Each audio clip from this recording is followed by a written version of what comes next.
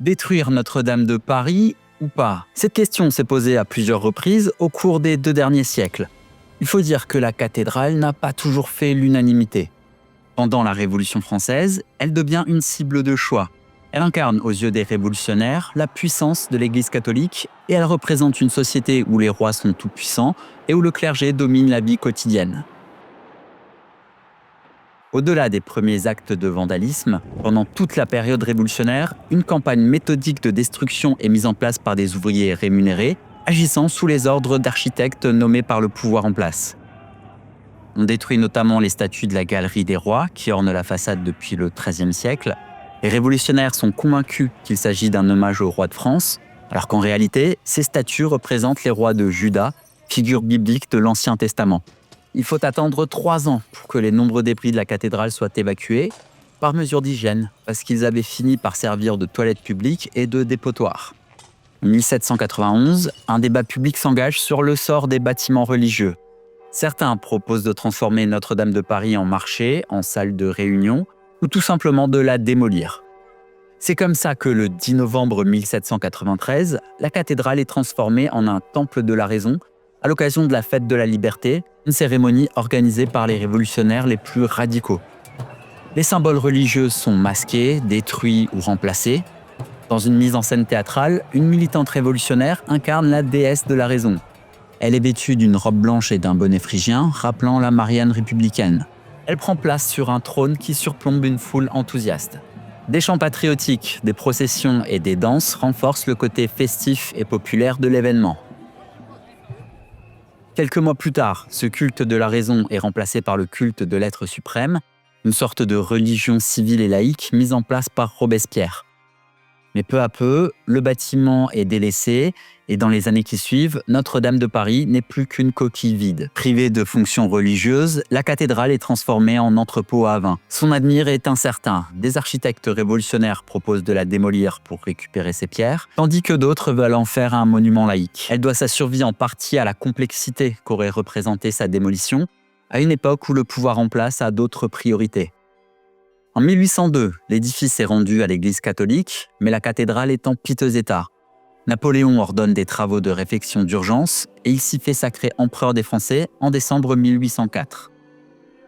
En 1812, il envisage même d'installer le pape dans l'archevêché, un palais qui se trouvait juste à côté de la cathédrale, mais ces défaites militaires interrompent ses projets. Malgré tous ses efforts, la cathédrale reste délabrée.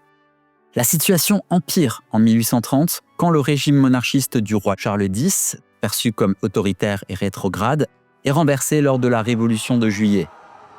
Alors que le chaos règne dans la capitale, les émeutiers s'en prennent aux symboles royaux et catholiques. Des foules en colère s'attaquent à Notre-Dame de Paris et certains grimpent même sur le toit pour dégrader les sculptures médiévales qui surplombent la ville. Quelques mois plus tard, en février 1831, une cérémonie en hommage au fils de Charles X déclenche une nouvelle vague de mécontentement. Une foule républicaine et anticléricale force les portes de la cathédrale. Les pillages reprennent. Vitraux brisés, reliques et objets liturgiques volés ou détruits, orgues mis en pièces, statues renversées et mobilier en bois incendié. L'archevêché de Paris, qui jouxte la cathédrale, est totalement saccagé au motif qu'une aile de ce bâtiment servait de prison sous l'Ancien Régime. Et ce palais, qui aurait pu devenir la nouvelle demeure du pape sous Napoléon, est finalement démoli par la suite. Il était situé entre la cathédrale et la Seine, sur l'actuel square Jean-Paul II. Suite à ces destructions, Notre-Dame de Paris est dans un état catastrophique. Les autorités envisagent sa démolition complète.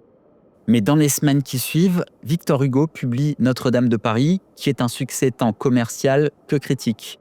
L'écrivain est un grand admirateur de la cathédrale, et via son roman, il réussit à susciter un engouement pour la sauvegarde du bâtiment. Les pouvoirs publics prennent la mesure de ce nouvel attachement populaire, et en 1844 commence un vaste chantier de restauration dirigé par Eugène Viollet-le-Duc. À noter que cet architecte avait lui-même participé à l'insurrection de 1830, qui avait failli voir disparaître la cathédrale. Pour de nombreux observateurs, Victor Hugo est celui qui a sauvé Notre-Dame de Paris de la destruction.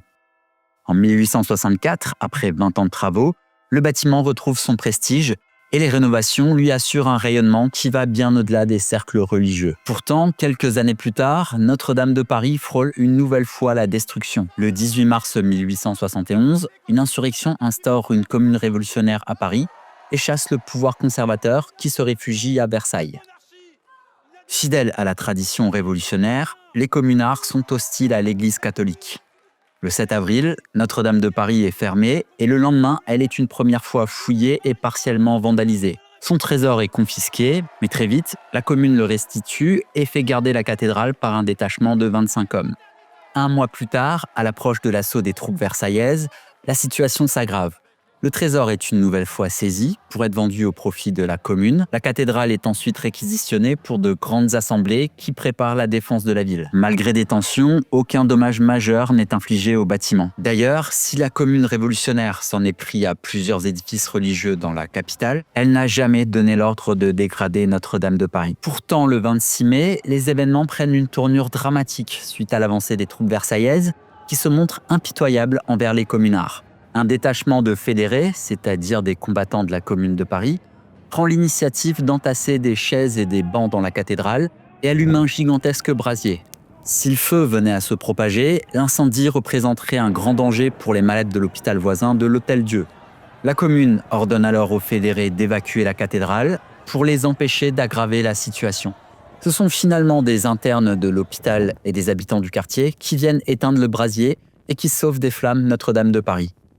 Les dégâts sont estimés à 300 000 francs, l'équivalent d'environ 2 millions d'euros d'aujourd'hui. À titre de comparaison, la rénovation suite à l'incendie de 2019 a coûté 700 millions d'euros. C'est la dernière fois que Notre-Dame de Paris est attaquée.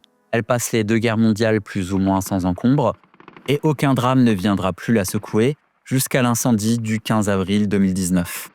Voilà, abonnez-vous pour être tenu au courant des prochaines vidéos. Vous pouvez aussi liker et commenter celle-ci. Et on se retrouve bientôt sur les réseaux sociaux et sur YouTube.